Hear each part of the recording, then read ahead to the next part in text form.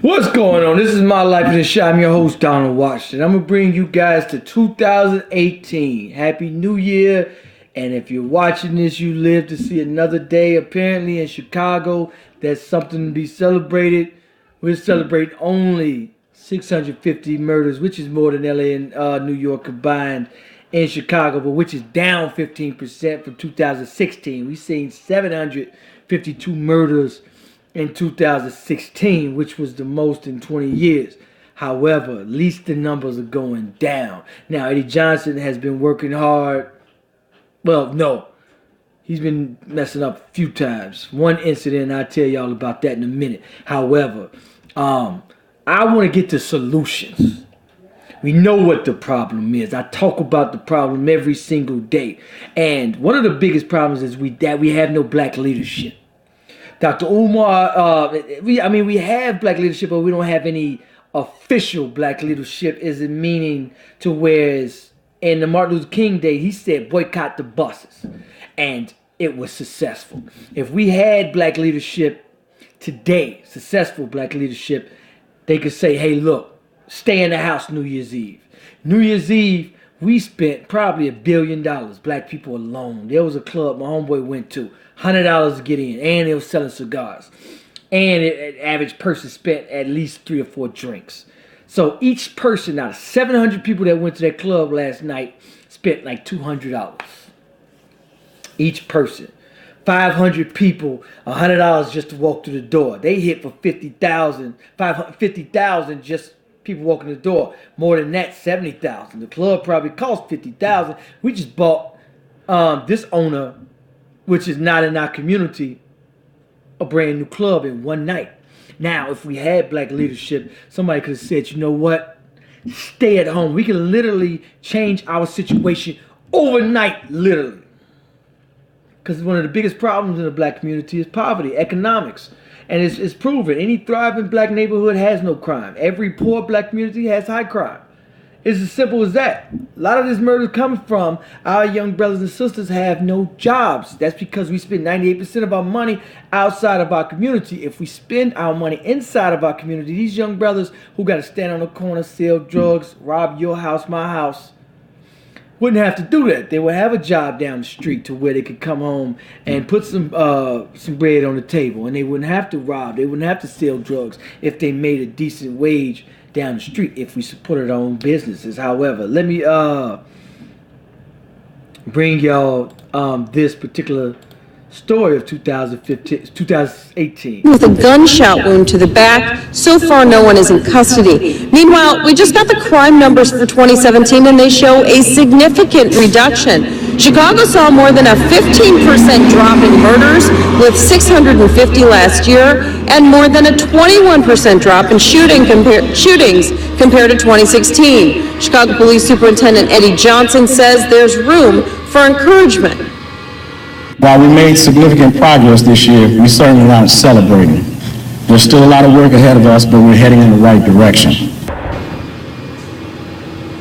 In 2017, Chicago Police added more sworn personnel.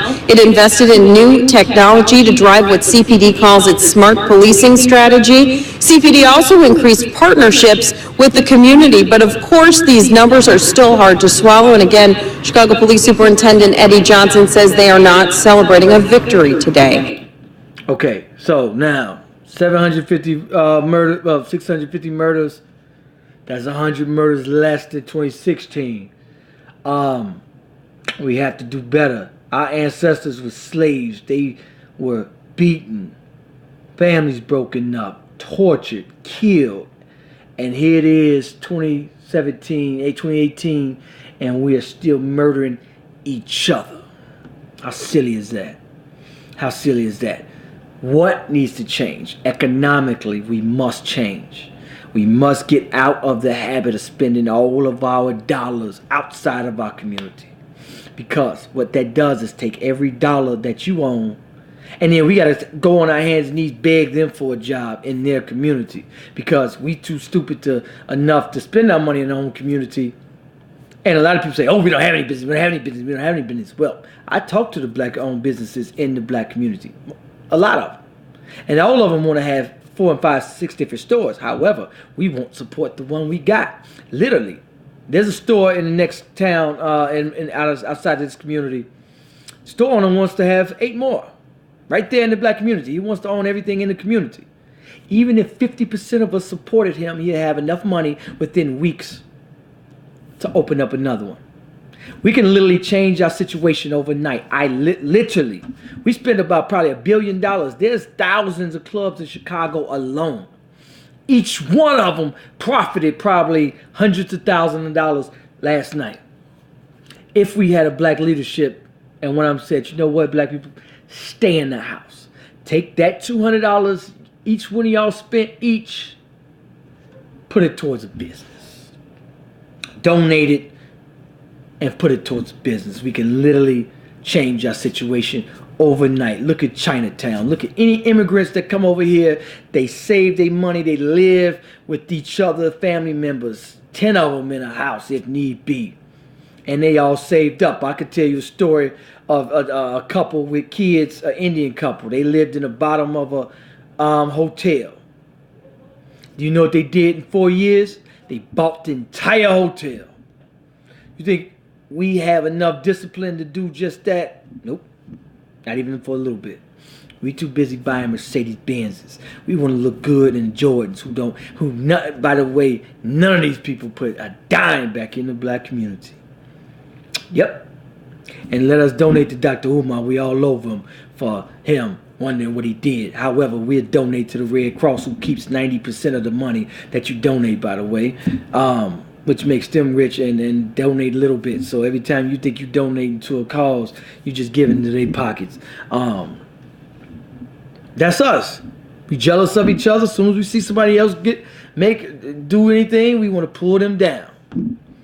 Crabs in a barrel, that's us. As soon as we see one of our brothers make it, we want to tear them down. Even our leaderships. That's why none of our leaderships successful now. We jealous of them.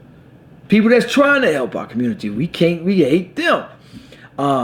Economically, so we gotta get our black leadership in order. We gotta get economics mapped out. Spend your money. If there's a black-owned business, spend your money there anyway. Don't complain about the price. However, we must get better in black businesses. Jeez. And I see everybody saying, oh, black businesses, we do horrible customer service, and that's true. That's true. However, there is a reason. There's establishment, there's a Wendy's in a black-owned area. Go to that Wendy's. If you go through the drive-thru, you're going to be in there an hour. There's 3 people in the drive-thru. We was in that joint 35 minutes before we drove off. But that's because a lot of these corporations, they'll throw a business in the black community and hire 16-year-old and give them slave wages, minimum wage, which ain't even enough to get gas money to and from. So they don't care about their job. Not for real. They getting pennies. So they in there like, who cares? I can get another job. Working there ain't even really worth it. However, we must do better business-wise. If you own a business, take pride in it. I was talking to somebody on Christmas. There was one black liquor store I know of. Guess what? On Christmas, it was closed. That's your biggest day. What are you doing closed? You're celebrating, you out celebrating Christmas. And these foreign-owned businesses like, fuck that, we about to get paid. They had their doors open. Why are we closed? We celebrating, we party hard. That's something you got to change too. We must get better economically. We must get better economically. Family structure. That's the biggest to me. The family structure. We got single homes, and the drug dealers, the gang members, the prison systems. Every negative statistics are coming from that single home. We must get to the bottom of that. I'm not going to get to the bottom of that in this video, but that's one of the biggest problems. We must address these issues. We must solve these issues. Unity. If one of your brothers did something, help him. It takes a community. That's another thing too. In our communities, what's happening, and that's why I'm so against public assistance, because once everybody lives in the neighborhood, grew up in the neighborhood, and stays in the neighborhood. We come together as unity. But what we're seeing is a lot of strangers moving in and out of our community. We don't know each other. Therefore, we're at war with each other. We can't discipline each other's kids. I talk to people from other countries, and what do? They've grew up with their neighbor. Everybody on the street, everybody in the community, they know for 30 years, and their parents grown up together 30, 40, 50 years because none of them moved out the neighborhood, which is staying in your community is great. Because once you stay in that community, you know everybody. My homeboys, if I see their kids out messing up, I'm going to discipline them. And my homeboy is going to thank me.